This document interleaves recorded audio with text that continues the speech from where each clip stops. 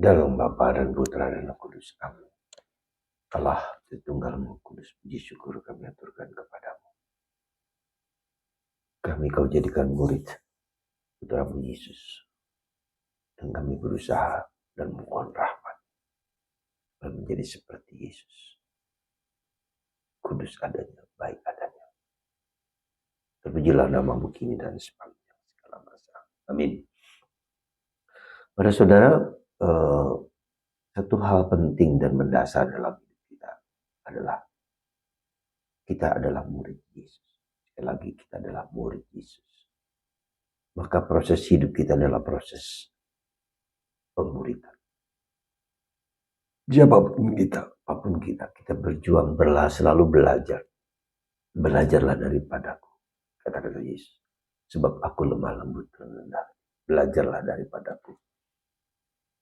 Sebab aku lembut dan murah hati. Inilah proses yang harus kita jalani setiap hari, setiap waktu. Belajar dari Yesus. Dan hari ini Yesus meminta satu pelajaran yang sangat-sangat sulit. Kalau kamu mau menjadi seperti aku, maka kamu harus dalam tanda petik membenci orang yang kau sayangi, orang yang dekat dengan bapak, ibu, mungkin juga pacar, mungkin juga siapa.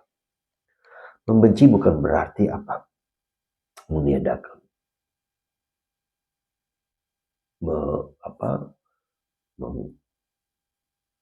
Tidak suka, bukan itu. Membenci berarti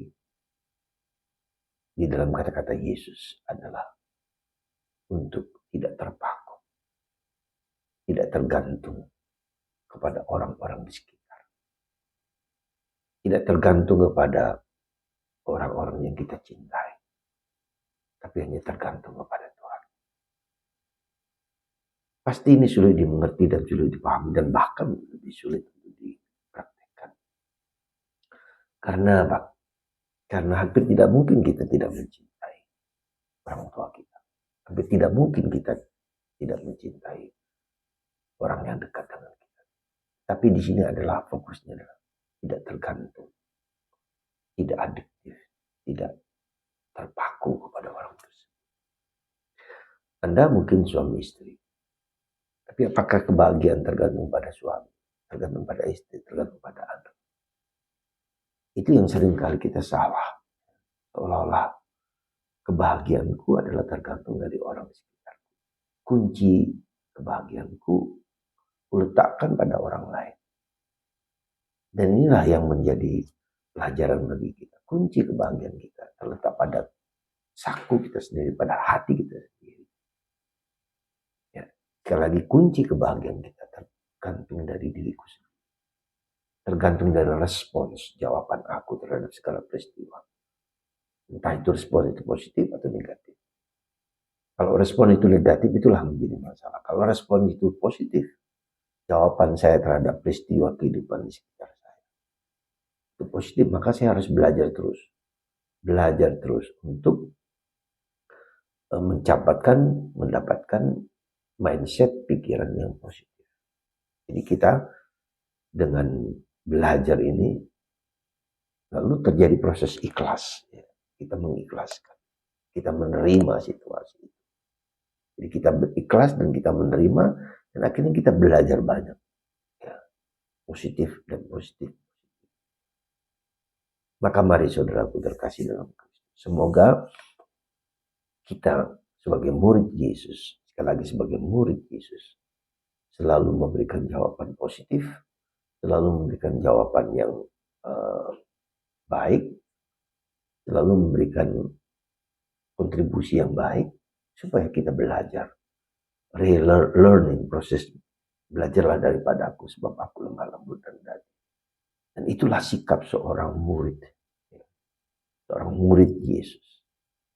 Dan kedua, kita belajar berdialog dengan Yesus. Kita belajar membaca kitab suci, berdialog, berkomunikasi, ya, bercerita kepada Yesus, mengungkapkan apa yang Yesus kehendaki, karena Yesus kita adalah Yesus yang hidup, bukan Yesus yang mati. Semoga kita memiliki respons jawaban yang positif. sebagai murid Yesus terhadap segala peristiwa apapun. Dan yang ketiga, kita belajar menerimanya. Apapun yang kita alami, menerima acceptance, emotional acceptance, terapi terus untuk belajar menerima meskipun sulit.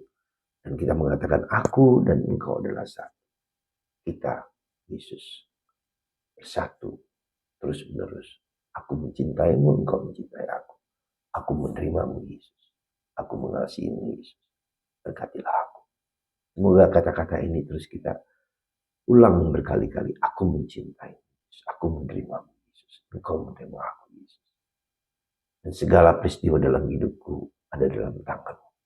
Semoga kata-kata ini terus meresap dalam diri kita.